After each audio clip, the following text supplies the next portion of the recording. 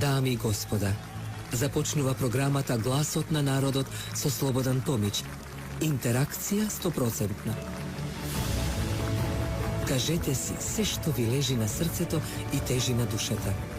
Тука сме да ви помогнеме. Ексклузивни теми, соговорници кои нема да одбегнат со одговори на вашите прашања, коментари или критики. Постоиме за вас. Гласот на народот е клучот на демократијата. Гласот на народот со Слободан Томич во живо.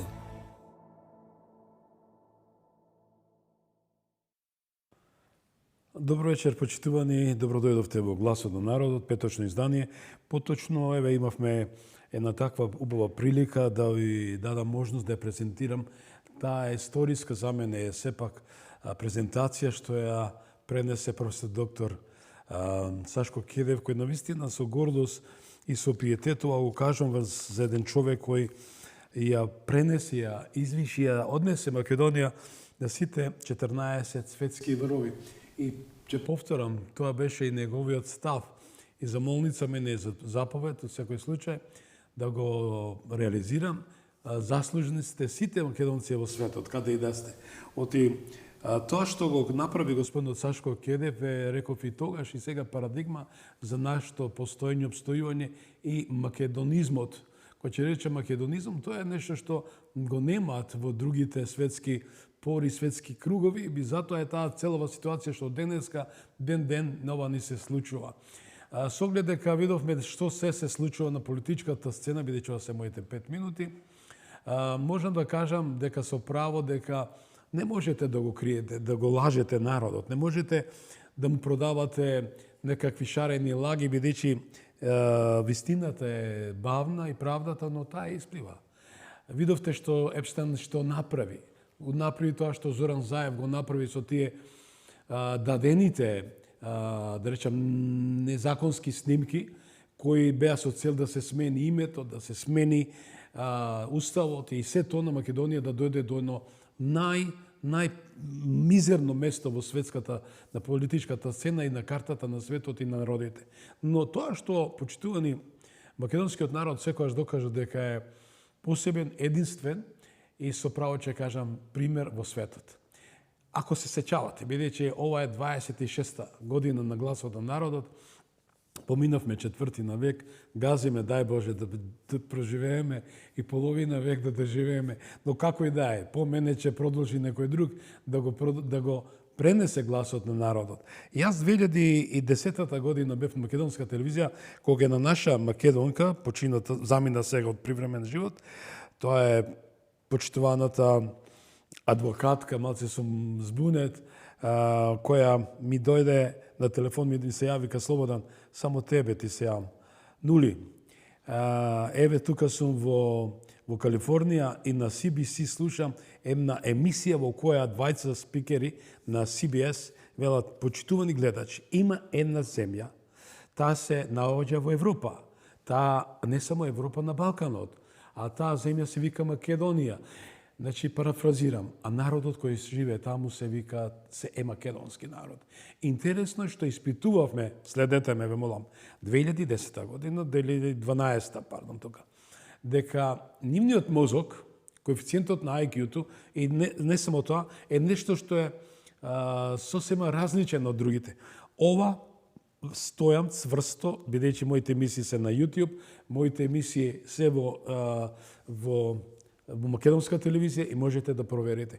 Ми дава за право се ова што се случува со Епштен и начинот на што е ова што како се лиферува мозоците на македонските граѓани, ткивата, се со една единствена цел да се таа инвестигација, како што беше Мадридскиот институт, па таа и Генеа, да се испитат ДНК-та и сето она што значи Македонија.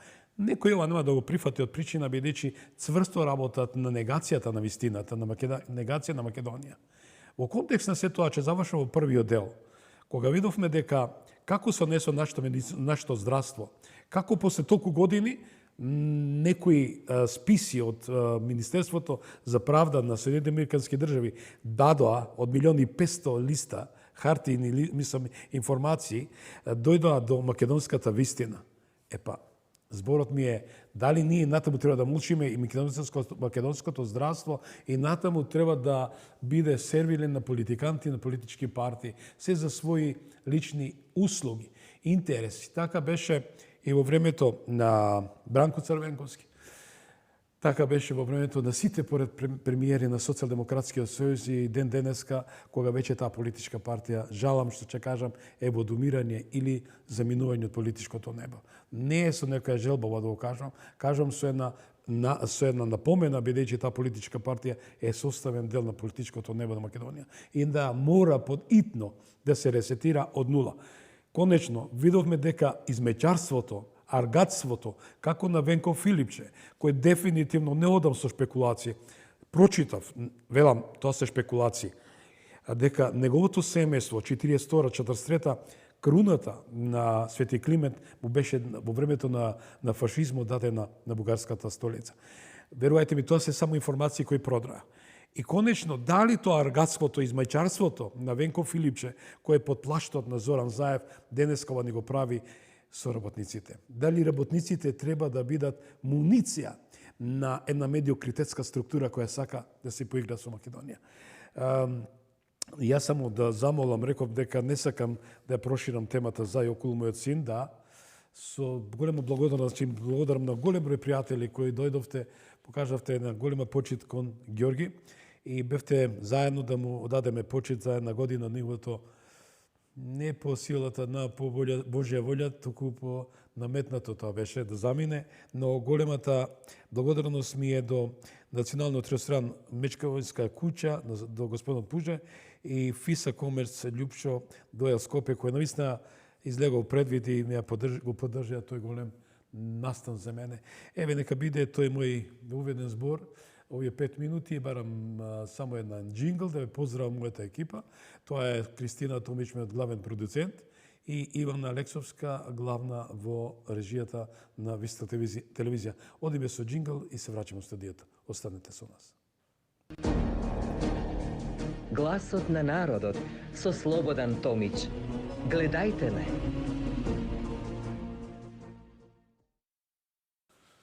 Драги мои, тоа што рековме дека денеска, односно вечерва, во ова издание, ќе говориме за нешто што е најсуштествено, тоа е работникот. Македонија по устав и по дефиниција социјална држава. Кој колку мисли за македонскиот работник, вие самите тоа знаете и го почувствувате на вашата кожа. Главниот атрибут, главниот субјект, главното јадро кој треба да го представи работникот е синдикатот. Но како синдикати на Република Македонија? Имајќи факт дека дефинитивно македонскиот синдикат не е тој синдикат што некојаш беше авангарда, беше огледало на вистината и диагнозата на работникот. Со тоа што вечера во почитувани ги поканам најингерентните да дадат одговор на овие прашања, тоа е професор доктор Живко Митревски од Меѓународниот славјански универзитет. Добро вечер и добро дојдовте. Добро вечер и благодарам за поканата. И поранешниот претседател на Сојузот на синдикатите на Македонија и професор доктор Ленин Јовановски, исто така професор по безбедност и борбата за перење на пари и криминалот, кој исто така еден од главните протагонисти, да речам, во синдикалниот живот во Македонија. Почитувани, еве, се очекува за неколку дена, денеска е вечерва, денеска е петок, речи се за 5 денат на 10-ти, најавен е генерален штрајк од страна на председателот Слободан Трендафилов. Само уште 20 секунди, почитувани. Јас, господин Трендафилов, го поканив пред 2 години кога УПОС, представен од представниците на судските инстанции, кај што од утрото до вечерта протестира. Господинот Слободан Трендафилов речеше дојдам, а потоа кога разбра кај ќе дојде, одбил. Еве јавно тоа го кажам. Господо, дали треба се бега од вистината кога треба се слушне гласот на работникот?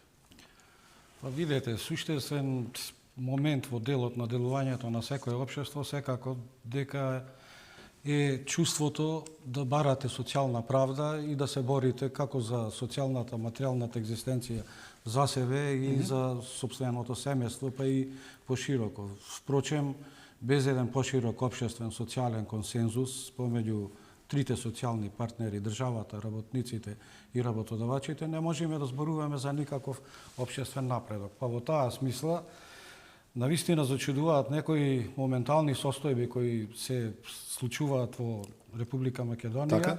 од аспект на синдикалното движење, пред се од аспект на тоа што апсолутно разединување има помеѓу синдикатите, иако своевремено, кога бев актуелен председател, направив обид и негде на втори месец 2011 година подпишавме меморандум за заедничка соработка помеѓу КСС, ССМ и УНСМ.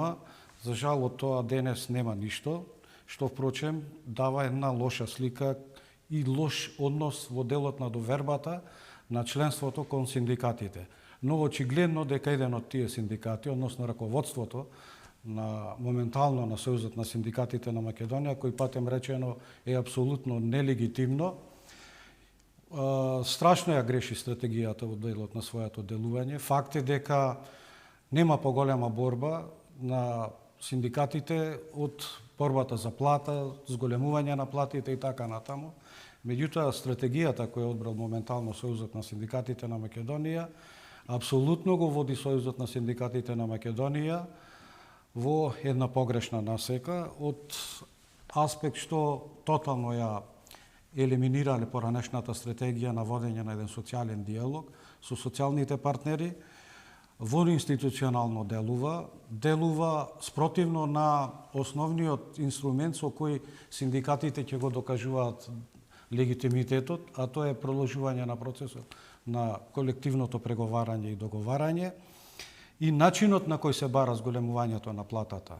Во овој момент, значи, апсолутно кршење на придобивките од колективното договарање, со оглед на тоа што постојаната тенденција за зголемување на минималната плата врши притисок врз останатите коефициенти на сложеност и зголемувањето на минималната плата како основен коефициент, а без зголемување на другите плати, значи внесување на платната политика во една тотална уравниловка.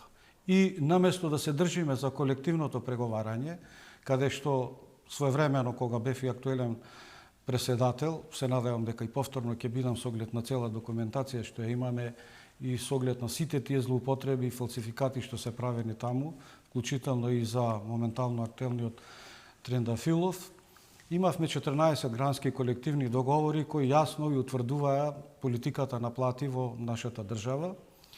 Моментално тој концепт се напушта, се бара политичко решение за зголемување на минималната плата, наместо да се бара зголемување на платата врз основа на еден нормален социјален диалог, се елиминира колективното преговарање, се елиминира дури и гранските синдикати. Гранските синдикати своевремено подпишувале грански колективни договори каде што утврдувале висината на плата. Во овој момент дали 3 или 4 има грански синдикати кои имаат колективни договори. И наместо, еве за пошироката јавност да знае, наместо да се фокусира господинот Трендафилов на примера на општиот колективен договор за приватен сектор, кој утврдува јасни коефициенти и кој утврдува дека треба да почнеме од првиот коефициент. Првиот коефициент е 1,20. Платата моментално минимална е 24.500 некаде. Ако го утврдиме дека започнуваме со 1,20, во тој случај негде платата со зголемувањето или примената на овој коефициент некаде би дошло 29.400. Или ако утврдиме, а факт е дека многу мал број на работници имаат коефициент 1,20, туку имаат коефициент 1,50, тука да платата би дошла некаде околу 36.750. И наместо да се фокусира борбата на колективното преговарање, наместо да се фокусира борбата со работодавачите, а посебно со владата, да се утврдат механизми на кој начин колективните договори треба да се применат и кои би биле заштитните механизми за оние работодавачи кои не ги прифатиле, се оди на една сосема друга стратегија која очигледно е политичка. Очигледно е политичка, со оглед на фактот што Трендафилов не беше нелегитимен, но доби политичка поддршка од СДСМ, од поранешната министерка Тренчевска, која патем речено претходно донесе 2 решенија, каде што утврди дека тој не може да биде веде председател. Имено ќе му дадеме тоа како можност, а продолжете. Значи станува збор за навистина еден историски парадокс што се случува и во примена на управната постапка. Министерството за труд и социјална политика, а посебно трудовата инспекција, со записник во 23-та на 26.6. Да, режим, пуштете ги. Утврдува дека Слободан Трендафилов не може да биде председател на Гранскиот синдикат на трговија, бидејќи никогаш не бил член на трговија, ниту пак спровел избори, туку воз основа на меѓусебно поврзаност, да не речем и роднинска, со председателот на Гранскиот синдикат на градежништво, кој е син на секретарот на трговија. Боетер, така? Го имаме. Решаваат дека ќе тој треба да биде председател на Грански синдикат, за да биде и ВД председател, бидејќи ако не сте председател на Грански синдикат, не можете да бидете ВД председател. Министерството за труд и Тренчевска на 26.6. носи решение со кој утврдува дека Слободан Трендафилов не може да биде председател на Гранскиот синдикат на трговија. И покрај тоа, Слободан Трендафилов, лажно представувајќи се, фалсификувајќи ги сите тие активности во врска со изборот и пред председателството на Сојузот на синдикатите на Македонија, лажно се представува дека председател на Грански синдикат. Врз основа на записникот од трудова инспекција се утврдува дека Слободан Трендафилов, бидејќи не е председател на Грански синдикат, не може да биде ВД председател на Сојуз на синдикати на Македонија, зашто министерката носи уште едно решение, со кое што дефинитивно се утврдува дека Слободан Трендафилов по никоја основа не може да биде председател на Сојуз на синдикатите на Македонија. Криејќи ги сите овие факти, тој упорно, без да биде упишан во Централен регистар, продолжува со активностите, свикува конгрес, за прв пат во историјата конгресот трае еден ден во зградата на ССМ и злоупотребувајќи и службената положба, вршејќи кривични дела и на измама, наводно се представува за председател на Сојуз на синдикатите на Македонија. Значи станува збор за тотално нелегитимна личност која никогаш ниту бил синдикалец, ниту пак бил работник. Првото вработување на Слободан Трендафилов беше од моја страна како правник во Велес и нашата веројатно најголема грешка што не реализиравме еден приправнички испит па да видиме колкаво му е знаењето и тогаш веројатно ќе утврдевме дека не може да напредува, но со оглед на тоа што беше син на председателот на градежништво, имаме една сликата, можете да ја пуштите. Успеаете на некој начин да се вовлечи во... Дали ова можете да го искоментирате овој слайд? Родбинските со семено стебло во синдикатот. Значи, жална е ова состојба што се случува во Сојузот на синдикатите на Македонија. Секретарот кој патем речено пред повеќе години е заминат и е во пензија, станува некако секретар на Сојуз на синдикати на Македонија, инако од полиција. Ја вработува својата внука, шефот на кабинетот на ССМ ја вработува својата ќерка, шоферот ја вработува својата ќерка. Слободан Трендафилов е син на председателот на градежништво, кој порано беше председател. Истовремено пред да претендира да биде председател на трговија, стана секретар во синдикатот на градежништво кај својот татко. Иван Пешевски, председателот на синдикат на градежништво, е син на секретаро на трговија, што значи станува збор за еден крајен непотизам, крајен клиентилизам и го претвораат навистина за жал Сојузот на синдикатите на Македонија со една долга историја на исклучително значајни кадри, ајде да не речем во еден султан синдикат, односно со крајен непотизам и клиентилизам во делот на делувањето. Добра дефиниција султан синдикализам. Плати моќ и синдикална војна, кој преговара, кој оценува, кој лаже. Професоре, кој слушавме излагањето на професорот, дијагнозата на синдикатот што рекол треба да биде јадрото, столбот на работничките права. Што би додали на сето ова? Многу конкретно објасни, ја малку поскратено можеби ќе го кажам, бидејќи да имате вие представник на работниците, човек кој што е без работно искуство е апсолутно абсурд. И тука верувам исто дека не станува збор за злоупотреба на службена должност, бидејќи тој таа службена должност воопшто ја немал, туку станува збор, ако добро ја разбрав, за измама и заведување на членството, искористување на поддршката која што во принцип ССМ секогаш ја имал од власта сега СДСМ. Инаку Сојузот на синдикатите на Македонија, според мене, е единствената организација која не се смени со текот на општествените промени и да кажеме повеќе партизмот. Едноумието тамо остана на начинот на кој што тие функционираат од старт, од која се формирани како привезок на Комунистичката партија на Македонија, па подосна на СКМ-ПДП и понатамо на СДСМ, е еден привезок, еден инструмент каде што власта секогаш си го има синдикатот на своја страна и таа има директна инфлуенца и влијание во поставувањето на тие органи таму. За жал, еве и овој пат, и години наназад, со честни исклучоци, јас имам почитување спрема колегата за времето додека беше, мислам дека е единствен кој што се обидуваше малку тамо нешто да промени во тие синдикални структури. Значи, тоа е се создават една организација во која што сите таму се партиски определени во служба на партијата. Во синдикатите влегуваат оние кои што се, и како на последниот пример што го кажав, оние кои што се најголемите неработници.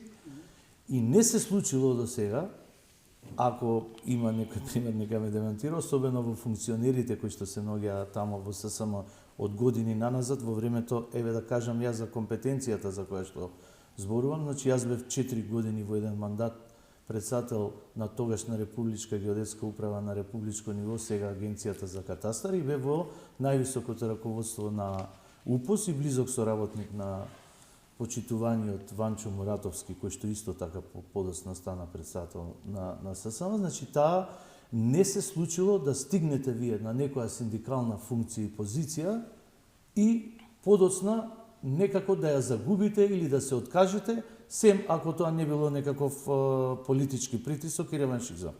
Таму влегуваат луѓе кои што може би излагаат од некои работни организации, меѓутоа понатаму кога ќе влезат, тие се по сила на тие што се ги имаат оние статутарни одредби непроменливи и остануваат таму до пензија, никој пат не се враќаат меѓу работниците или да се вратат по завршен мандат на работното место. Или се тамо некаде во ССМ како заслужни, или доживотно се тамо до смрт, кога што само што викат, како што викаме, само смртта може да ги раздели од функцијата. И со тие причини тогаш една структура има и политичари кои се такви, кои директно од парламент правиме на дигресија и шега. Директно вика, јас не можам да ме тргнете од оваа фотелја, само Господ кој ќе замена, кој ќе ме покани, тоа ќе замена. На што се должи таа? За жал така е во синдикатите и затоа тие кога веќе се така поставени, тие се сериозни. Зашто кажам, единствен начин кај нас за да може некој да ве елиминира од некаква позиција е политичкиот притисок, како што тоа се правело и се уште се прави, особено значи се прави и тоа многу видливо и брутално и безобразно од кога е структурата на Социјалдемократскиот сојуз на власт, кај што тие немаат никаков пардон, не почитуваат ни еден закон, и го прават. Позиција, меѓутоа го користат. Примери ќе го кажам, видете сега нормално, вие кога се створиле една организација, еве видете ги протестите, ќе видите дека таму се 90% членови на синдикатот. Вие да излезете на протести и да протестирате, значи јас кажав во синдикатот, правото на штрајк е неприкосновено. Меѓутоа, за да дојде до штрајк, треба да бидат исцрпени сите други можности за да вие протестирате. Неукоста на сегашниот председател и веројатно неговата моќ да манипулира, предпоставувам, не го познавам човекот, меѓутоа еве како што објасни колегата и како што што можам да го сублимирам од случувањата, е тоа дека тој всушност сега неосновано, неаргументирано и неиздржано бара нешто што апсолутно не може да му се даде. Го напушта процесот на преговарање и разговарање до исцрпување на сите можности, поставува некакви барања кои што однапред знае дека нема да бидат усвоени и тогаш се создава една ситуација ваква каде што луѓето излегуваат на улица и во услови во една ваква општествена состојба економска, да кажам, во државата, каде што нормално е дека секој сака поголеми плати, поголема добит и подобар живот, да најнаш речете ние бараме толку да е минималната плата, без при тоа да го знаете моментот дека според и колективните договори и според она што е веќе договарано, дека не можете вие да одите само со зголемување, тоа го мислам дека го споменавте вие, не може вие да одите само со зголемување на минималната плата и тој процес не застанува тука и оптеретувањето во економијата е дополнително заради тоа што не може да се израмнат платите на минималната плата со платите на оние кои што заради своето образование, работно место имаат поголеми плати. И сега се удира само на минималната плата. Минималната плата треба да донесе повисоки плати на сите следни, согласно одреден процентуален износ, а во моментов се бара нагла промена што у принцип јас не познавам, можеби поупатен е колегата ќе каже. Сем во околината нешто знам дека Босна има некој голем скок на минималните плати, меѓутоа тамо не е обврзувачки, колку што знам, на оние што се работодавачите да го применат. Србија имаше енормно брзо зголемување на платите, меѓутоа сега се соочува со проблем на зачувување на работните места. Но овде кај имаме класична политичка артикулација од страна на, ајде да го наречеме така наречениот председател, кој со еден ултимативен, не својствен начин на еден лидер, на една голема организација, тоа е работничката организација, што ја нареков, јас се согласувам што ја спомнате, султан синдикализам во Македонија. Како ја дефинирате? Јас го нареков, тоа е едно измечарство и стојаме натаму, каде што ги презентира барањата на Венко Филипче, а истиот тој вика, денови ве даде оценка дека целосно го поддржува и Трендафилов и неговите барања. Видете, станува очигледно за една сериозна политичка спрега, со оглед на тоа што ако направиме една анализа во делот на деснувањето на политичката партија на СДС и деснувањето на господинот Трендафилов, не зборувам за цел Сојуз на синдикати на Македонија, бидејќи колку што знам и колку што имам информација, повеќе од половина од гранските синдикати не се за ваква опција. Не се истомисленици, туку станува збор за една помала група, 2-3 таму луѓе кои очигледно вршат притисок врз останатите членови и нормално е дека во услови на една ваква вжествена и политичка атмосфера дека успева цела оваа стратегија, за жал, се креира една атмосфера дека станува збор за борба за повисоки плати. Ја кажав ја суштината. До повисоки плати може да се дојди без инволвирање на владата, напротив, со инволвирање на колективното преговарање, на општиот колективен договор, дури и до повисока плата од она што се предвидува минималната плата. Минималната плата во моментот е примаат некаде околу 20 до 22.000 работници. Ние во Република Македонија имаме 690 некаде илјади работници. Значи, во Република Македонија треба да бараме начин како да се зголемуваат сите плати во државата, не само минималната плата. Значи, ваквиот принцип на ставање, па дури наметнувањето на позицијата дека сите работници треба да примаат плюс 6.000 подеднакво. Како да примаат 6.000 подеднакво? Трудот на работникот кој работи во подземен коп, во рудникот, и трудот на, без да навредувам некој кој работи во маркет, не може да се спореди. Трудот на работникот кој работи на скеле, граден работник на плюс 40 и на минус 30. Како може да споредувате со некој работник во канцеларија? Значи, апсолутно е што стратегијата која е одбрана во моментот е спротивна на синдикализмот. Спротивна на она што значи развивање на еден систем на преговарање помеѓу социјалните партнери. Во моментот кога беше носен на одлуката, и политичка одлука беше тоа, и синдикална, заедничка за донесување на Законот за минимална плата. Законот за минимална плата, после едногодишно преговарање, се склучи во моментот кога бев јас преседател.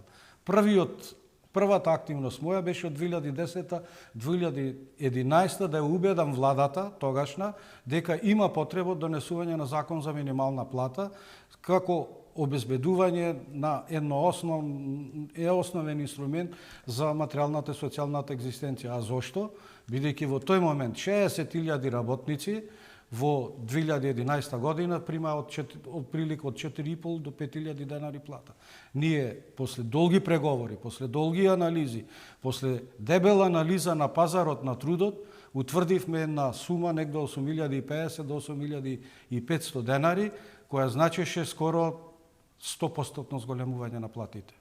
Меѓутоа, не можете вие денес да зборувате за минимална плата без аргументи, без да му понудите аргументи и критериуми. Основната грешка на господинот Трендафилов е наместо да ги крева рацете и да игра оро заедно тогаш со премиерот на тогашниот премиер на СДС, со министерката за мај, требаше да направат сериозна анализа и при донесувањето на измените на Законот за минимална плата. Со измените на Законот за минимална плата се утврди еден сооднос, односно критериум 50% од зголемувањето на платата од претходната година, од просечната плата, и 50% од зголемувањето на трошоците за живот. Основната грешка што ја прифатија работодавачите, но од политички причини, веројатно, или од политички притисок не беше прифатена, инфлацијата требаше да влези со 100% во делот на минималната плата. А вака, во тој момент, Сојузот на синдикатите на Македонија и покојниот Димовски и Трендафилов како прв соработник прифаќаат едно вакво решение. И во тој момент, иако се сметаше дека историска таа придобивка, минималната плата се зголеми за околу 2.800 денари. Ако земите една анализа да направите и во услови на инфлација кога имаше 14,2%, зголемувањето на минималните плати беше некаде максимум до 3.000 денари. Во еден момент, дури кога беше инфлацијата и негде околу 9,4%, негде и 644 денари доаѓаше до зголемување. Во моментот се бара зголемување на минимална плата од 15.103 денари, што негде представува околу 61%. Претходно ви ја кажав пред сметката, доколку се оди по колективниот договор и по коефициентите на сложеност, ние ќе дојдеме и до повисока плата отколку ова што ја бара. Но да се навратам и нова што колегата Ленин зборуваше во делот на политичкиот притисок. Политички притисок е константно присутен. Јас барем и кога бев преседател на Сојузот на синдикатите на Македонија, го осетив особено во делот кога започна тие турбуленции најнапред со некои структури внатре во синдикатите, она што го кажа политичко крајно определени, во моментот кога дојде и техничката влада и кога доаѓа господјата Ременска за министер за труд и социјална политика.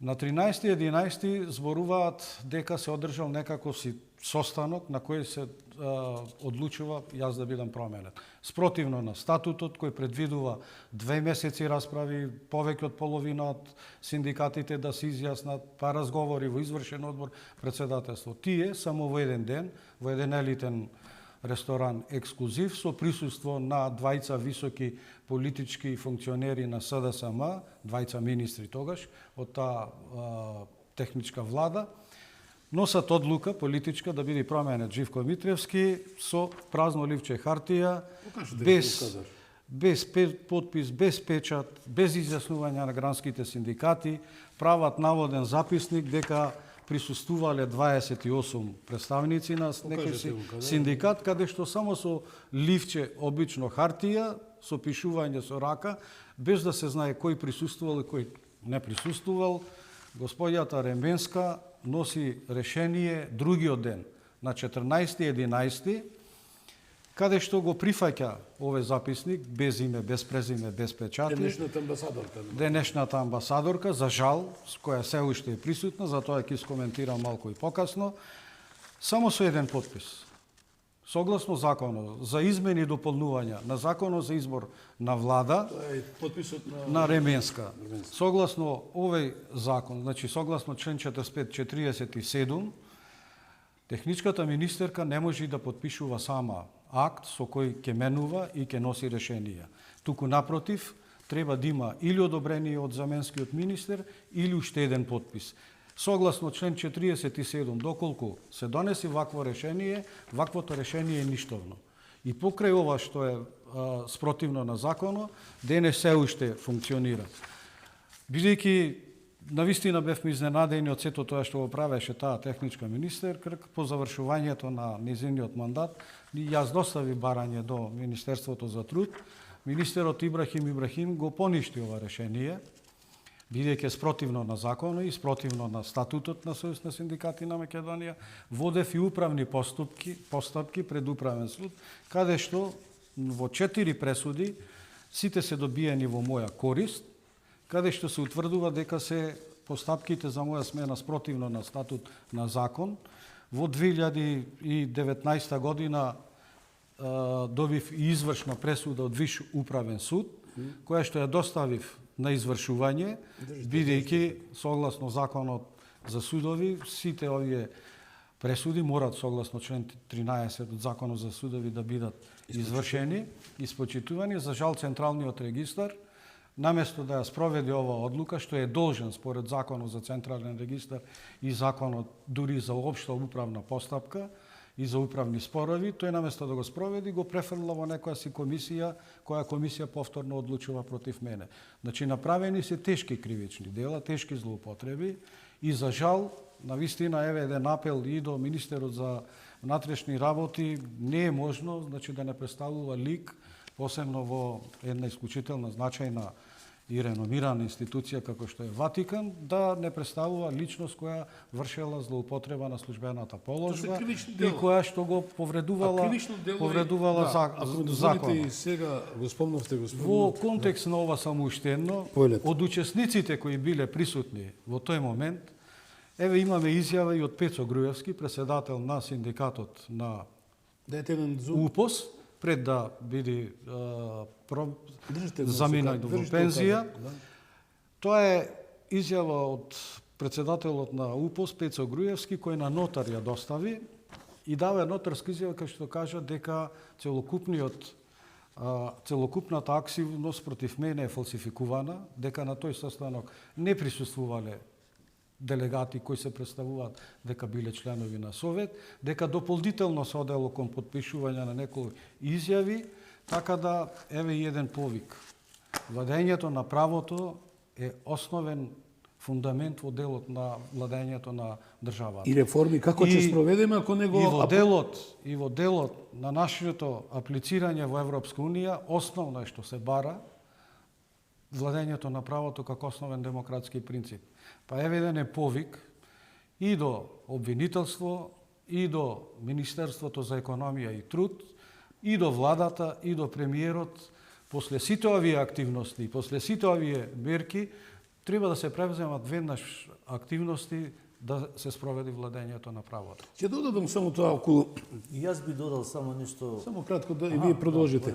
Во контекст на тоа, кривично дело е за узурпација на едно престижно авторитетно место председател на Сојузот на синдикатите, кој не ги исполнува основните критериуми, осмите критериуми начела да се стане прв човек на Сојузот на синдикатите.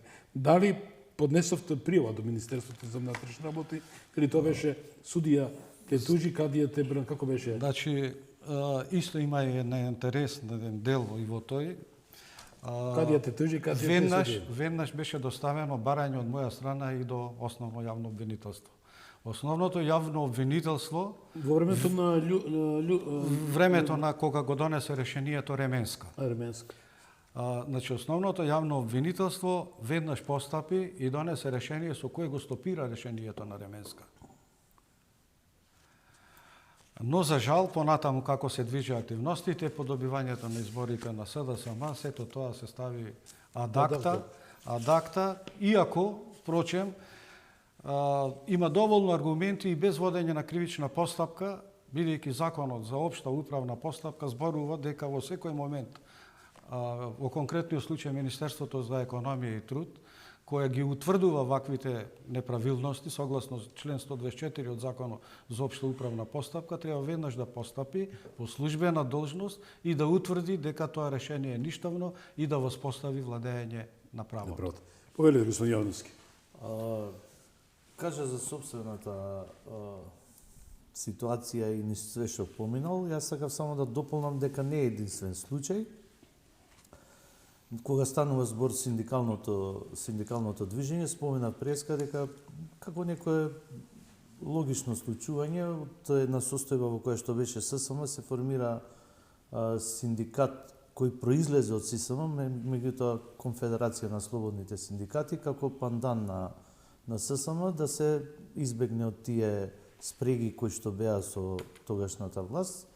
Јас сум еден од основачите на тој синдикат КСС, кој денеска е исто репрезентативен синдикат во Република Македонија. Меѓутоа многу мудро функционира, јас го поздравувам. Да, точно. Сега ќе ви кажам само колку брутално делува и колку му е битно на ССМ да има апсолутна ССМ и СДСМ да имаат апсолутна контрола на членството, особено на вработените во администрацијата, кои што секогаш кога ќе дојат на власт се под специфични притисоци.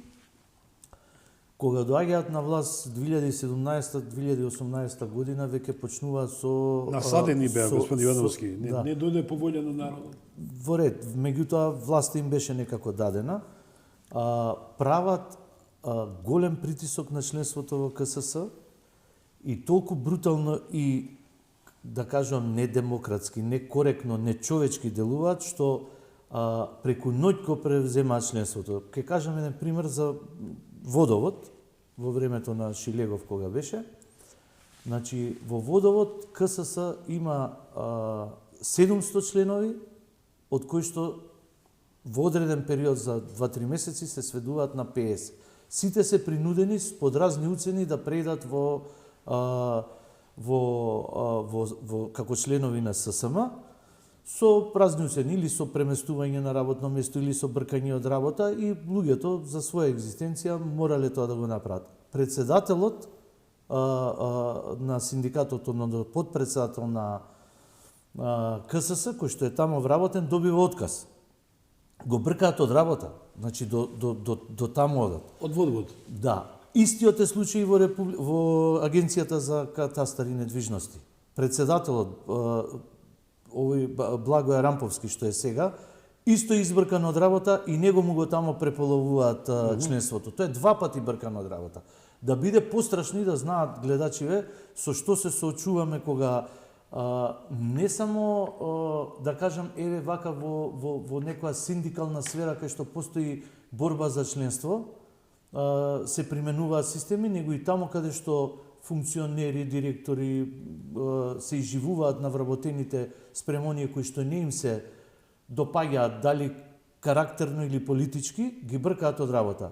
Подпредседателов, ќе го споменам, имам дозвола да го споменам, Зоран Дионисиев, избркан е 5 години од работа, судот го враќа и 4,5 милиона на еден човек му се исплатени, а избркани се заедно со него уште 40 на тогаш, од кои што само 2-3 не ги вратиле. Замислете вие колку тоа е штета на државата за еден каприц на некој си директор или политичар кој што во даден момент сакал некого дали политички, дали синдикално да го елиминира. И најстрашното е во законите, кој што го зборувам секогаш, што тој што ја направил таа постапка нема никаква одговорност. Државата ќе си го плати, тој ќе си по джеп нема да осети ништо. Од народот парите ќе си. И уште еден драстичен пример, ќе ви го кажам со Елем, каде што повеќе од 5000 членови на синдикатот на КСС преку ноќ административно без да бидат прашани се префрлаат во како членство на ССМ. Тоа е со една цел не само да се покаже, да кажам, некаква јачина, него кампања на власта за КСС да престане да биде репрезентативен синдикат. Значи, сакам да кажам со какви све бруталности се случува, така да ова што му се случувало на Живко е апсолутно изживување со од позиција на политичка моќ. Значи, мене ме поставиле, мене сега ми се може и тие не знаете што? Незаконски е, меѓутоа вие гледате дека никој не трпи последици после тоа. Ниту финансиски, ниту кривични, ниту некој заглавил во затвор. Значи, сите тие си го прават тоа што ќе сакаат да го направат и никому не се случува ништо. А тука СДСМ сакам да кажам дека е брутален и тоа го прави секој пат кога ќе дојде на власт и тука затоа луѓето се внимателни, многу луѓе кои што немаат друг начин да се заштитат, прифаќаат да бидат, како да кажам, под нивна капа или кои ќе им кажат сега раководителите излезете на штрајк, на улица ќе излезат или излезете на митинг, поддржете се, еве сега доаѓа времето за наплата. Викаме сега се опозиција. Да, опозиција се, меѓутоа тој човек што тие го ставиле на позиција, тој има обврски спрема нив да одработи, па тој не е прв меѓу еднаквите. Прашете го колкава му е платата на тој.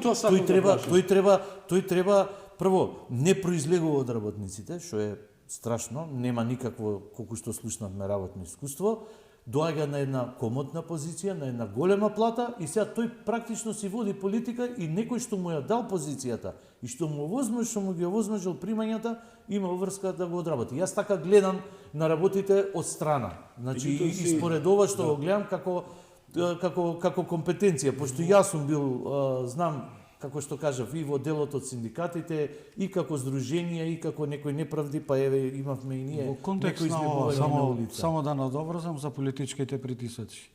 Јас еден полуг период сум председател на синдикатот на шумарство. Меѓу првите во државата имаме формирано и подпишано и колективни договори за јавното предпријатие Македонски шуми, сега Национални шуми. Истиот тој притисок, истиот тој контекст, веднаш после мојата промена се случуваше и во Национални шуми.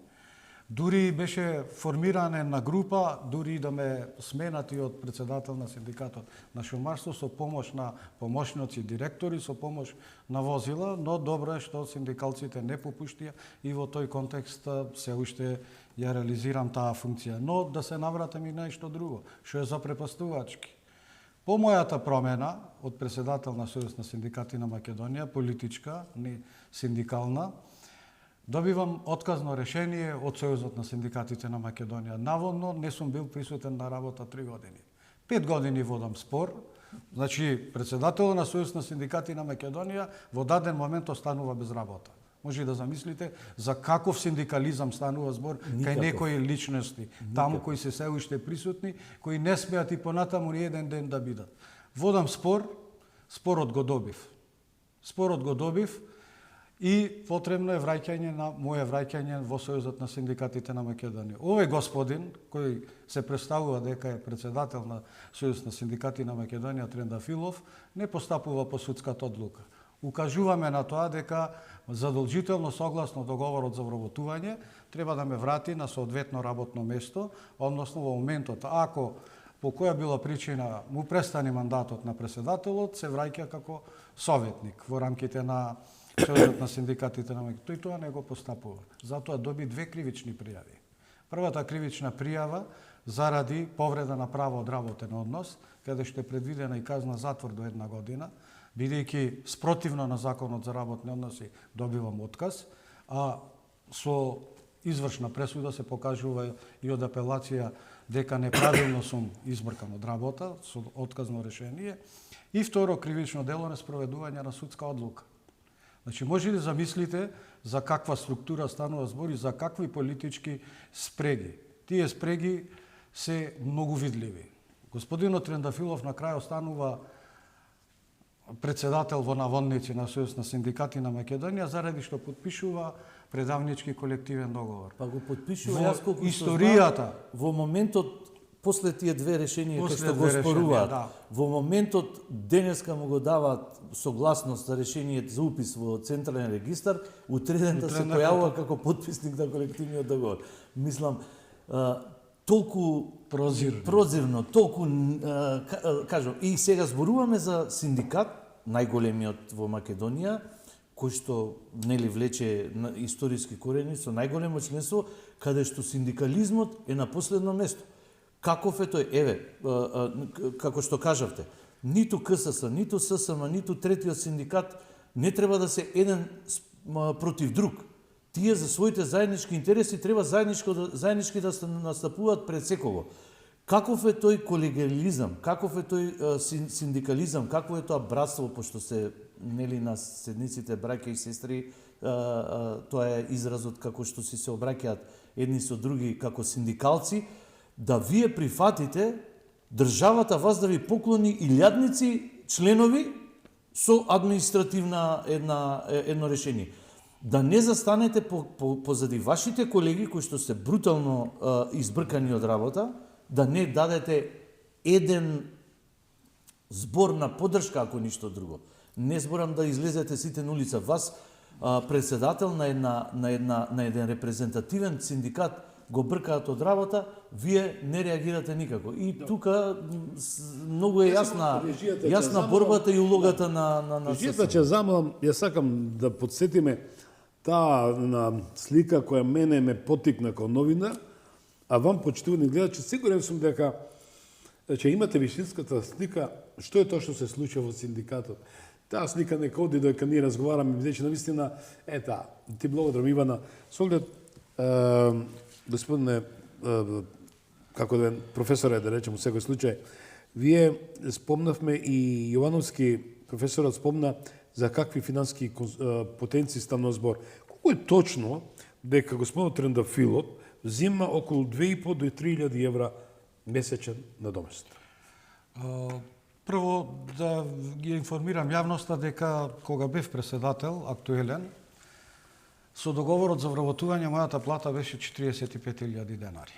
Со оглед на тоа што во вториот мандат на почетокот имав звања и магистар и доктор на науки, правевме измени во колективниот договор. Сите кои имаат повисоко образование, согласно колективниот договор, значи некаде беше платата околу 50.000 денари. За препастувачки е на кој начин дојде до зголемување на платата на председателите во Сојузот на синдикатите на Македонија.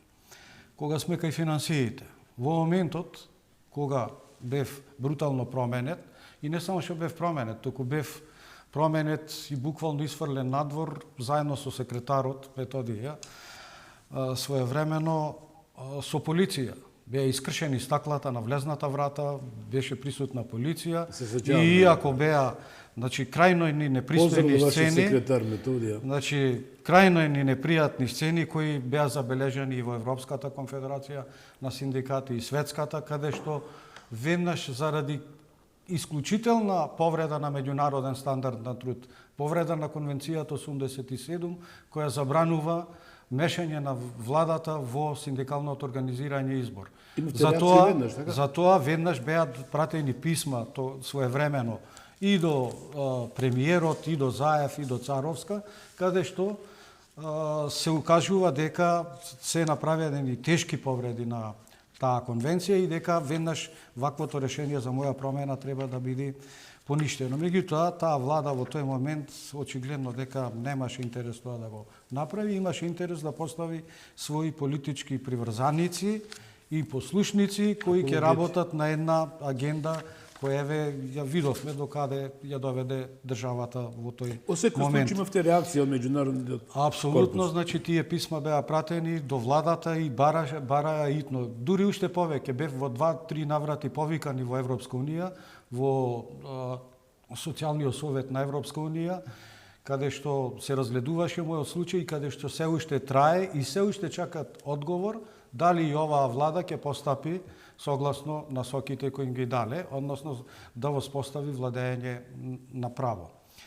Во контекст на колегата Ленин, она што го зборуваше, каде е предавството и на Трендафилов или политичкиот дел односно тој фамозен друг ден кога го потпишува колективниот договор. Значи, непристојни понуди за потпишување на тој колективен договор имав и јас преку други луѓе. Меѓутоа, крајно реков дека потпишувањето на ваков договор е крајно предавство на синдикализмот и на колективното преговарање. Зошто? Затоа што во член 47 постои една одредба која што предвидува дека колективниот договор, коефициентите ќе бидат утврдувани со спогодба.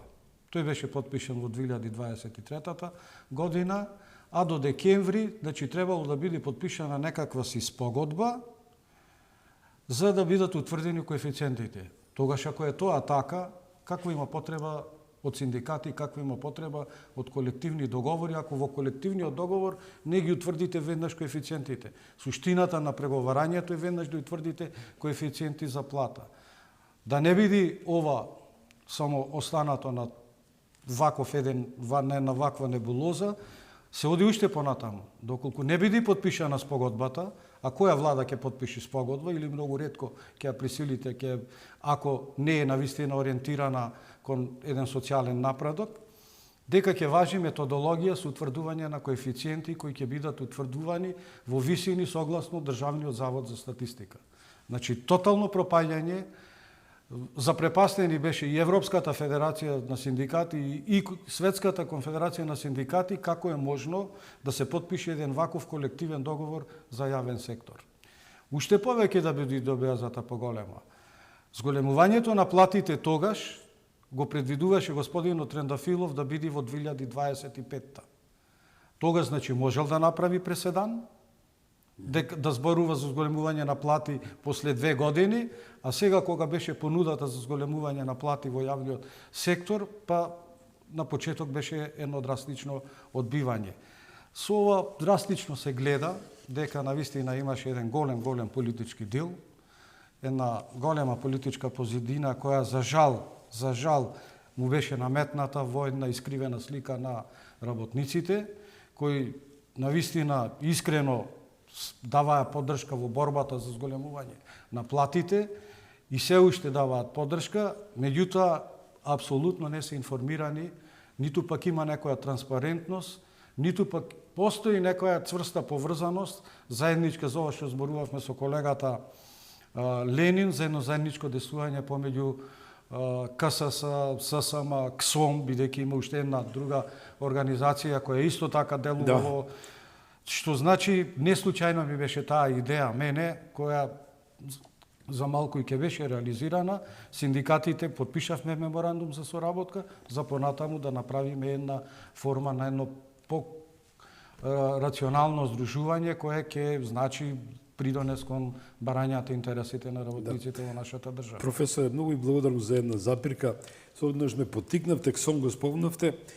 Јас се сеќам и го поздравам господин Дојчин Цветановски, кој за мене е еден стожар на синдикализмот, доколку се согласувате со мене, учествувал во моите емисии, речиси на повеќе телевизии.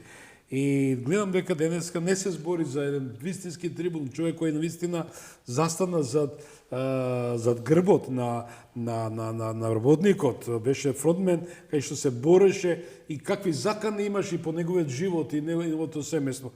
Докаде е? Како е господинот Дојчин Цветановски? Можете да ми кажете? Мислам дека станува збор за една исклучителна значајна личност во делот на синдикалното движење во нашата држава. Многу поштен, многу искрен човек кој даде исклучителен придонес во развојот на синдикалното движење во Република Македонија.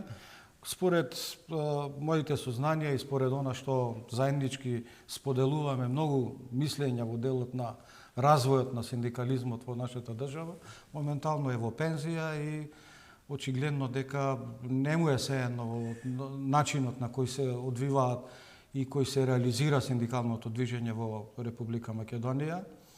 Очигледно дека треба една личност од типот негова. Ние имавме исклучителна соработка и бевме многу блиску во Република Македонија да ги здружиме сите синдикати. Прв пат ССМ беше блиску со другите синдикати да најдат заедничко Консолидација, решение, да. заедна цел за да се придружат во неговото време. Да. Меѓутоа, после се сменија работите. Но никој никош му не се одговори. Иначе менува. ССМ секогаш бил над мен, тие секогаш наоѓале начин како да бидат поважни од другите, а јас ќе се придружам за ова што го Да, професор каже колегата Јовановски, за да, Дојчин имам и Цветановски, прашање за вас, да. кој што во тоа време да се одважиш и да се спротиставиш, да направиш, да се одлучиш да направиш нова синдикална организација на ниво на Македонија, стварно беше и храброст, меѓутоа и знаење и умење да можеш да се избориш да привлечеш членство од она што беше меѓународниот од што беше ССМ. синдикален Тогаш корпус. имавме среќа да во Македонија има една меѓународна организација од Америка што беше Господинот Роберт Пајковски. Роберт Пајковски, наш човек кој што беше представник и тој даде апсолутна поддршка во, да кажам, плурализмот на синдикалното живење и така да се формира синдикатот и сега добро е што ја има таа шареноликост, меѓутоа не е добро, кажувам, што секој пат СДСМ кој ќе дојде на власт го прави тоа на начин на кој што го Тоа не прави време. и што е малку неприродно ако гледаме од политичка определба и ако тие се декларирани за левичари, да синдикалното движење има, односно синдикалните организации имаат поголем успех во остварување на своите права кога е ВМРО ДПМН на власт како десничарска партија, што е несвојствено од социјално-демократската. апсолутно така, меѓутоа фактите го кажуваат тоа. Реализацијата на одредени синдикални барања и подобрување на состојбата на работникот е секој пат кога Да, била имам прашање за вас ВМРО токму ДПМН околу на власт. вашата докторска дисертација, но професоре, во контекст на сето ова што Ленин го спомна, а мене ме задоволство да ја потикнеме оваа ситуација, колку така наречениот или само прогласениот председател на Сојузот на синдикатите на Македонија, ова порака треба да допре до неговото средно уво, мало, големо уво, како да речам, па да се освести и да рече стоп. Простете, јас се откажувам и честно е да не бидам измеќар и натаму на Заев, на Венко и на Менко и на кој да ги заштитам моето членство и да бидам коректен. Дели признатиот грех секој е грешник и секој има право да бара прошка. Но тука не гледам се вторник повикуван на блокирање на институциите, на системот и редови работи. Колку е тоа сериозно, колку е тоа човечно, колку е тоа македонски пред се? Познавајќи го вака психолошкиот профил на тој човек, мислам дека тешко дека ќе дојде до откажување Да се преобрази? или до некоја доблест да појави, бидејќи После сето што го кажавте за после него, сето ова што се случува Реже, и пуштите сликата пак. начинот во кој ја води организацијата, веднаш би требало да се даде оставка. Меѓутоа сметам дека навистина во Сојузот на синдикатите на Македонија има и искрени синдикалци. Не се сите председатели на грански синдикати со исто размислување, ниту ја поддржуваат ваквата стратегија, па тука го гледам некој однос каде што заедно со очигледно и задолжителното влијание на државата. Државата не сме и понатаму да толерира нелегитимен човек да води преговори, да води разговори и да води една ваква организација Професоре, од суштинско изнесовте, простите ми, толку аргументи, почитувани гледачи, да, знам дека гледате прекрасна ова слика, и карикатура може во еден случај да ја наречеме, но фактичката ситуација е тоа. Професорот Митровски донесе прекрасни аргументи, а пред аргументите боговите ги симнуваат своите капи. Имаме фактички непочитување на правото, да судски одлуки, криминалните однесувања на ова така наречена групировка кој прави една голема гротесна, што верувам дека нема да биде народецот, работникот муниција на вака така наречениот самопрогласен лидер на работниците. И еве во контекст на сето ова, професоре, вие спомнавте на добро подпрашање за финанска потенција, колку се кешира. Само за еден момент, бидејќи зборувате за финансиски моменти, само да му напоменам на јавноста, кога бев брутално политички елиминиран од оваа позиција, на сметките на Сојузот на синдикатите на Македонија беа оставени над 600.000 евра. Денес таму тешко се кубури, тешко се доаѓа до плата, дури минималната плата е прашање дали ја примаат, бидејќи имавме голем дел на укажувања од вработените во Синак. Тоа е доел формиран од ССМ кој раководи со зградите и со кириите.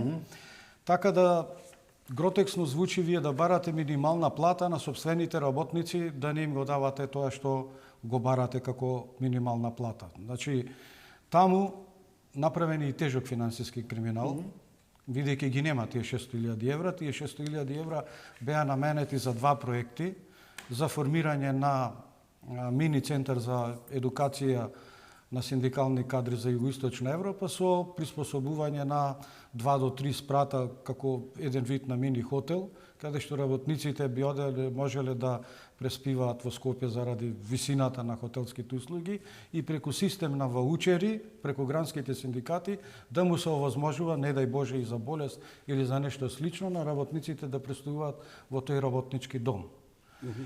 Исто така, идејата беше да се направи тој регионален центар за Југоисточна Европа, за синдикална едукација, зашто имав исто така и направено и сериозни разговори, дури да земеме на поголема сума на пари од страна на Европскиот институт, синдикален институт ЕТУИ од Брисел.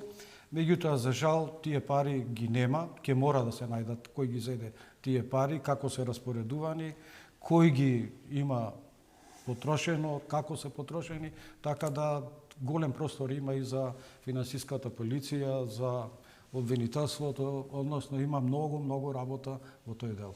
Интересно, еве новиот председател на Скопското обвинителство, јас го поздравувам, очекувам да ми биде соговорник во блиска иднина.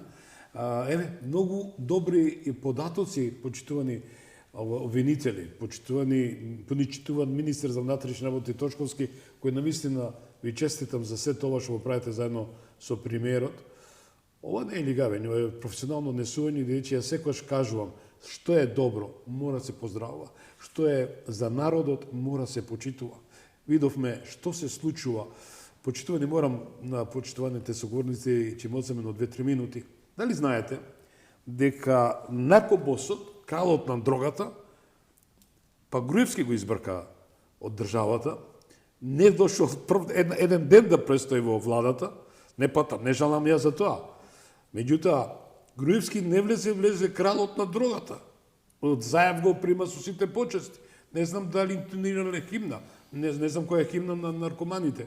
Но која е таа парадоксалност, почитувани, ние кај живееме? Еве, затоа си велам, каде Македонија оди? Каде се движиме, почитувани? Ова 100 тона марихуана за пленета, мислам, таква информација, тоа е некако, тоа е врв на сите, врв на врвовите во делот на запленување. Знам дека госпоѓа Јанкуловска заплени 500 килограми, исправи ме господин Ивановски, хероин или што беше тоа во поликолор канти што беа? Од Чочоровска. Од Чочоровска ли беше така? Но како и да е, во времето на СДСМ и ДУИ, тоа се 7 години, беа под украдени народот од се на експертите. Имавте и градоначални мешани, фаќани, камиони... Малборо, Боро Малборо, кој навистина беше еден ментор на Зоран Заев. И затоа може би го примил кралот на дрогата во Скопје. Во влада, ви се молам, во влада. Еве, венецијанскиот председател си има хотел на Манхетен, меѓутоа, ова е нешто парадоксално. Конечно, тоа се минути мои за коментар, еве ги оставам повеќе да зборат. Дали вреди ваква медиокритетска структура, народна забелешка, да ве излаже, измами во вторник да се појавувате на некакви демонстрации? Ова не е одбрана на владата. Владата си го прави своето. Си го прави своето, трага по криминалците. Меѓутоа, некому му гори под нозе. Професоре, спомнавте за финансиска конструкција. Вие докториравте токму за перење за пари. 2500-3000 евра допра информации дека месечни примања има председател на Сојузот на синдикатите на Македонија, господинот Слободан Трендафилов.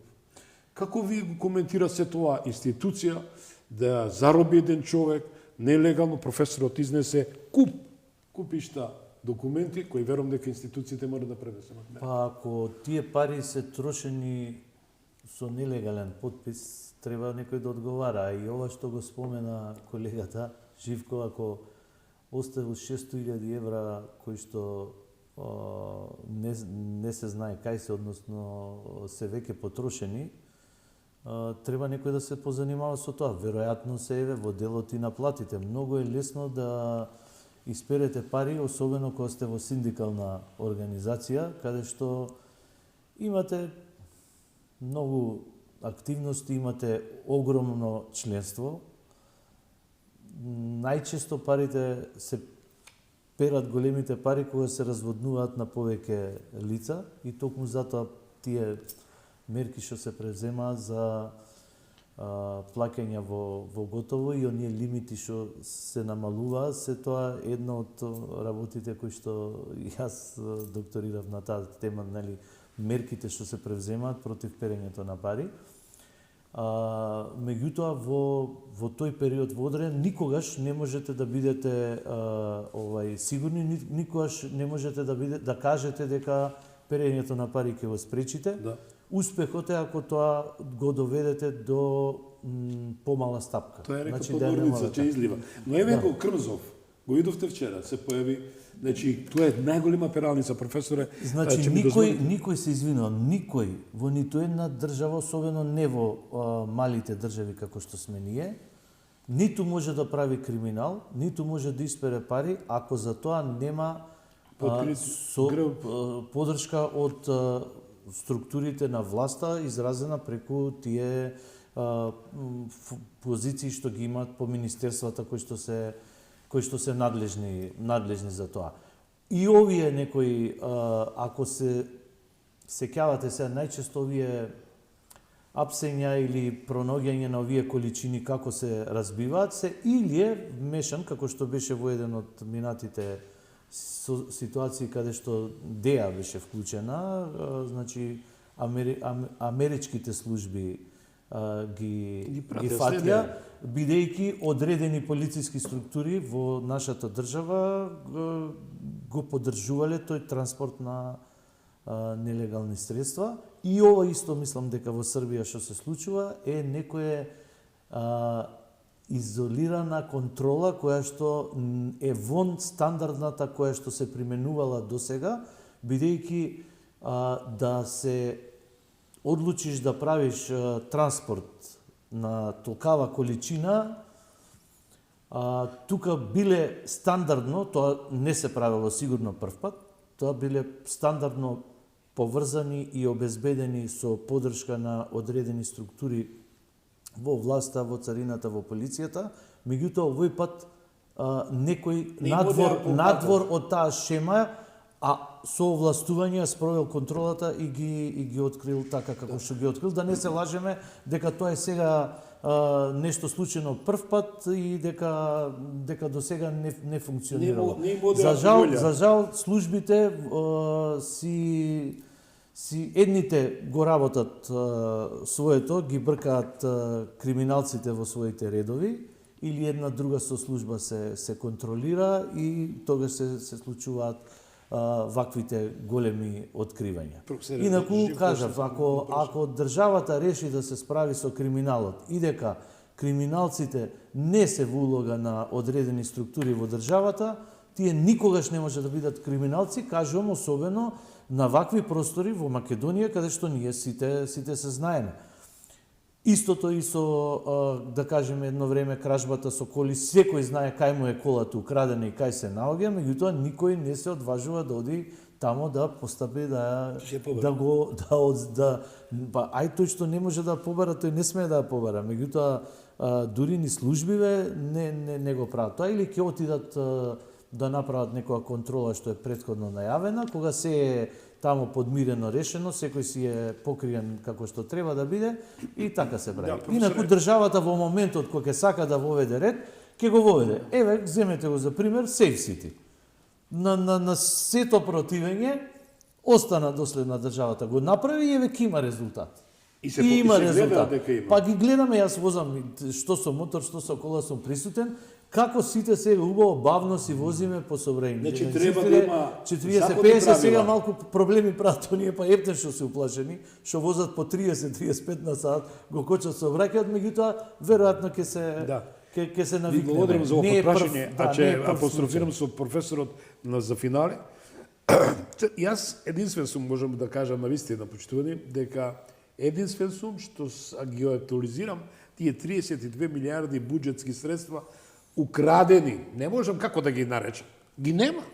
32 милиарди, луѓе, то не се 3200 евра, 32 милиарди евра СДСМ дуј потрошиле, а ниту метро А ни еден споменик не направи. Ајде споменик, ама едно јавно ВЦ да направи, едно град Скопје да има едно, да луѓето доаѓаат од сите страни на светот, да има како сите метрополи. Карикирам ова да е нервоза, тоа го кажам. Паметиш некогаш кога било СДС на власт Што да било направила изградено? некој капитален објект? Нема. Или ги упропастила и тие што се И двата започнали? автопатални ги отварале и ги припишувале на своје конто. Но професоре, во контекст на ова, како можеме ние да трагаме по тие 32 Многу милиарди? лесно. Многу лесно и видливо и докажливо, меѓутоа кај нас, знаете како се создаде на низ годините, значи политичарите стануваат и функционерите заштитени мечки, еве како сега што гледаме, како со примерот што го кажав со бркање на вработените, се трошат огромни суми за нечие не злоупотреба на службена должност или не знам незнаење во работењето, цело време од позиција на власт си го прават она што сакаат. Заштитени се едноставно едно со законите, второ гледаат немилосрдно, крвнички да оплячкаат што повеќе можат, што повеќе да зема за себе, за да подоцна никој ништо не им може. Оти нема И казненост. никој ништо не им може од причина што се премногу набилдани со пари, заради тоа што можат Да со тие покупат. пари да купат и да платат се. И тоа што им одземено да си го купат назад, примерно, и тоа што им е некој таму судија кој што е подмитлив да го платат, или обвинител или било што, а секогаш нели има такви, а кај нас барем според она што се зборува баш ги има наприлично и ние остануваме цело време запрепастени како тоа некој со многу помалку направен криминал, што не велам дека не треба да одговара, треба да одговара, ама одговараат брутално и тие веројатно пополнуваат некаква статистичка бројка на изворедна успешност во справување со криминалот, додека оние големите криминалци кои што доаѓаат од политичките структури или се масовно поддржани од одредена политичка структура кои што огромно богатство на пари имаат украдено, никој не им може ништо и тие остануваат и понатаму. Што зачудува? Зачудува што еве никој веројатно за тоа секогаш постојат некои причини кои што ние може само да си ги предпоставиме. Не е добро и некој пат да се изнесува се во јавноста доколку немаш некакви аргументи. Меѓутоа, од она што го гледаме дека така функционира, не можеме да Кај што има чад, има и оган, професоре. поинаков заклучок. Не може да Јас излезе. сега единствената кажував дека после се што се случи на Македонија, од политички, од национален аспект и страдање на нас македонците како нација тука во сопствената држава и оној криминал што се направи, јас реков единствена надеж гледав во промените и во оваа гарнитура на власт сега што е дојдена и сметам дека ако овој пат не се направи нешто во секоја смисла за државата, Крај на приказката.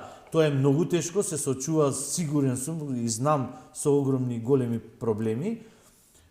Се е оплячкано, се е расуло, се е доведено, девастирано до тој степен да прашање е колку ќе се успее во еден мандат да се врати на позиција нула, а не да се постигнуваат особени резултати, ќе биде многу тешко, меѓутоа верувате јас како Ленин Јовановски имам единствена надеж и последна дека ако тоа дека треба да се случи и дека ако не се случи ние може да се збогуваме со државата и не знам што понатаму ќе се случи согласувам. Ви со давам оваа максимална држава и поддршка со за- нас и како нација и како народ и се она што некој го проектирал претходно, а ние да кажеме самите под наводници, не самите ние сите, меѓутоа на оние што им било дадено правото за жал да одлучуваат и да дојат на власт, како што спомена ти, и покрај тоа што не ја заслужиле, односно не ја добиле на... Целта беше јасна, се смени на името начин, и да, се тона. апсолутно. Професоре, ќе поентирам со вас, за професорот Ивановски имав само да додадам, ќе ми дозволите тука ќе го додадам. Морам да го испоштувам вашиот бренд Гласот на народот. Ви испративте доста пораки во врска со Safe City. И еден од вашиот предлог беше дека има секој семејство има по 1, 2 и 3, дури 4 возила. И вели тоа е убаво. Да, јас сум еден од тие што не се бојат, туку навистина сум возам и 25 и 30, бидејќи навистина големи се казните, но зборот беше дали може да се вратиме на пар, не пар, со тоа што секој семејство има по 2 возила, а може да се заврши работата со тоа и ќе се намали големата фреквенција. Еве, тоа е вашето прашање, почитувани гледачи, што ми испративте и коинцидирам 3-4 мејла имам на таа адреса. Професора, спомнавте многу спомнавте, многу дадовте информации за обвинителството, до владата, за сите. Сега кој има уши нека слуша што дека. А знам дека имат уши и ум да слушат и да работат. 600.000 евра спомнавте ги снема, тоа е силна не обвинување, тоа е факт, зборите со факти, вие бевте председател. Се сеќам, дури вие организиравте на пресконференција, така наречениот самопрогласениот председател бил дошол, подсетете ме, вратете ме во мислим вистинска ситуација и ви бойкотирали. Што направил на вашата пресконференција?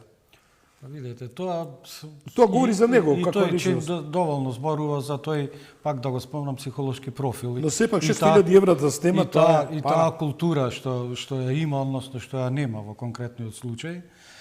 Меѓутоа станува збор за нешто друго. Значи, Сојузот на синдикатите на Македонија е историска организација. Секако. Со една историја навистина импозантна, но за жал во моментот е паднато на крајно ниски гранки. Значи, пола од тие председатели секоја чест и можеби повеќе од пола се, сметам дека ќе имаат сепак доблест да го вратат Сојузот на синдикатите на Македонија во еден колоксек. Зошто зборувам и за некои историски моменти. Кога бев актуелен председател, значи на 25 август 2010 меѓу првите активности што беше формирањето на економско-социјалниот совет. 2011 донесовме минимална плата. Понатаму во 2011 24.2 ја воведовме синдикалната минимална кошничка. Направивме измени во Законот за работни односи. Па воведување на пензиски стаж бенефициран за рударите. Па понатаму 19, негде 20 конвенции на МОД беше нашата идеја да се ратификуваат и мислам дека тој пат треба да го продолжи Сојузот на синдикатите на Македонија. Дали со мое водство или со нешто друго ќе видиме понатаму како ќе се одвиваат овие работи, но во основа, значи синдикалната борба и работничката борба мора да продолжи. Значи мора таа борба за повисоки плати да биде на начин кој што му доликува на Сојузот на синдикатите на Македонија. Имаме инструменти, имаме грански синдикати, но заедно со братските синдикати. Значи единствено пораката што можам на крај да ја упатам е дека синдикатите мора заеднички да се здружат, мора заеднички да му докажат на владата дека се релевантен социјален партнер. Јас жалам денес што синдикатите не зборуваат и за многу суштински проблеми, за иднината на трудот, за флексибилноста на работните места, за она што не очекува за класичниот работен однос, за проширувањето на колективните договори за голем дел на работници кои се повеќе и повеќе се во сивата економија. Значи, станува збор за исклучителни прашања во поглед на модернизација на синдикатите, за афирмација на еден иновативен синдикализам. Ние вака, со овај тренд и со вакво раководство, кое морам да бидам малку и тотално некапацитетно и политички окупирано, мислам дека нема да биде добро завршницата и затоа апелирам навистина до искрените синдикалци да се најде начин, се разбира и до државата, овај ваков пристап да биде прекинат, да се стават сите синдикати во една процедура на колективно преговарање. Ние имаме многу тешко живење. Во Република Македонија тешко се живее. Наследивме страшна финансиска состојба од претходната влада и не може да се очекува дека преку ноќ ние сега веднаш ние ќе зборуваме за не знам какви можности или за не знам какви желби. Значи ни треба многу работа и ни треба навистина еден пристап заеднички со сите синдикати. Да. Професоре, двајцата, значи професор Ивановски, вашата порака, тоа е вашата камера. Еве го спомнавме тоа, ги спомнам перењето на пари, го видовме Крмзов, Марковски, веќе не се недопирливи. Се најдоа таму кај што има местото. Вашата порака минута и по две.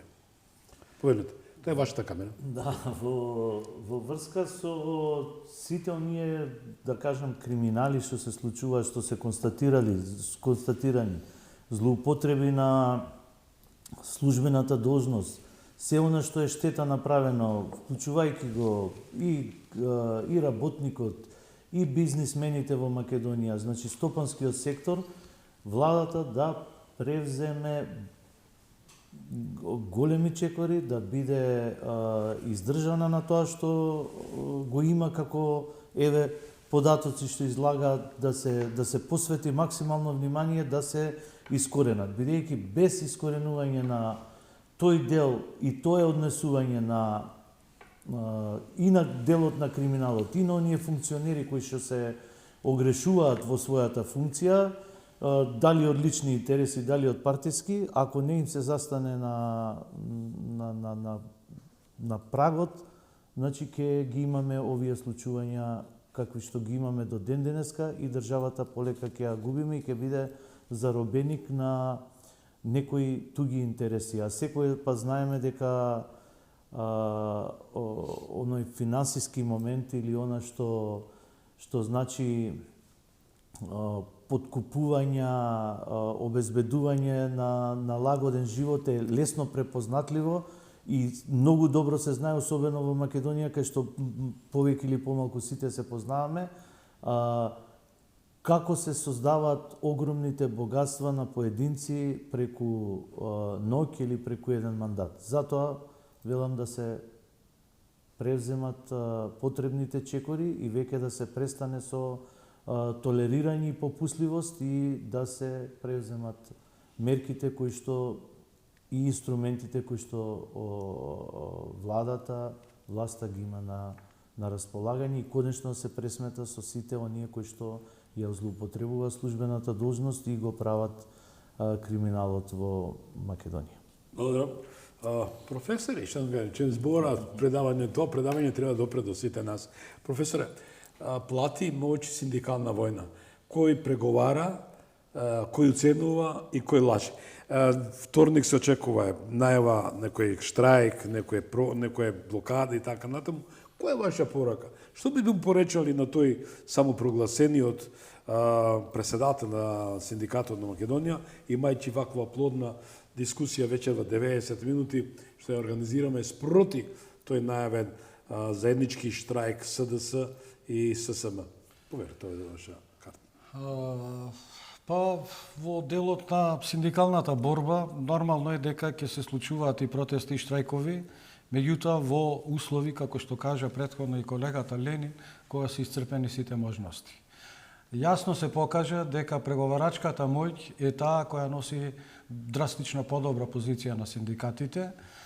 Јасно се покажа дека економско-социјалниот совет кој го формиравме во 2010 година даде исклучителни резултати, даде резултати во делот на подигнување на моќта на синдикатите на институционално ниво и тоа е патот каде што преку барањата на функционално прифаќање на работодавачите на општиот колективен договор за приватниот сектор и на останатите колективни договори ќе дојде до една позиција на зголемување на платите. Од тие причини, мислам се додека не се исцрпат сите средства, а верувам дека оваа влада, и тоа како има слух за социјалниот диалог, со оглед на тоа што ја гледам со сите други синдикати наоѓа решение, освен со само прогласеното раководство во ССМ, така да мојата порака е да се седни на преговарачка маса и да се изнајдат решенија кои навистина ќе вродат плод и ќе придонесат за подобар живот на работниците во Република Македонија. Па и благодарам многу што бевте мои соговорници. Благодарам ви вас на поканата. И вам и благодарам што бевте мои соговорници. Реже, пуштите ми ја сликата малце ја во мојот финален монолог. Почитувани гледачи, работникот не смее да биде заложник. Ниту влада, ниту синдикална елита, ниту ни партии во распад. Платата се брани со договор, државата се чува со одговорност, а гласот на народот не се злоупотребува. Еве, почитувани, ова вечер петочна, ве собрав, знам дека не гледате ни сите 5 континенти, ви благодарам што ми праќате многу мейлови, многу пораки на месенџер и на сите социјални мрежи, дека будно не гледате, не пратите, задоволни сте што ви информираме од прва рака. Ние не сме апологети, не сме измечари никому, не му служиме никому, само вам би се поклонуваме, вие сте нашиот главен субјект, гласот на народот. Еве, вечера ви донесов прекрасни луѓе, професори, кои едуцираат, образуваат и упатуваат вистински пораки до вас. Професорот Живко Митровски е професор на Меѓународниот Славјански универзитет со Свети Николе. Му благодарам наистина што даде прецизна дијагноза за се она што значи синдикализам. И навистина ме потекна за господинот Дојчин Цветановски, уште еднаш во моите завршни зборови поздрав до вас и очекувам да бидете дел од советодавниот тим на новиот синдикат на Македонија и дај Боже да се случи тоа. И професорот Ленин Јовановски на МИТ универзитетот, кој навистина од прва рака ќе биде и мој гостин во некоја наредна емисија, токму за најголемата дијагноза, кражбата, перењето на пари, што е најсензитивна тема за мене. Бите живи и здрави. Се гледате емисијата утре во сабота, 22 часот и 10 минути реприза, а после оваа емисија околу 22:15 и 20 на YouTube можете да не следите. Пријатна вечер. Четвртина век, 25 години, една емисија, еден човек, еден народен глас. Подсетник дека демократијата не е елитизам, туку учество. Гласот на народот со Слободан Томич, клучот на демократијата.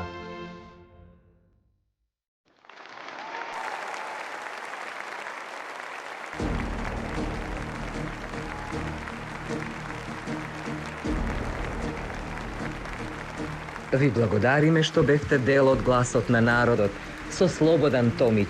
Ве очекуваме утре, во исто време, на Вистинска телевизија.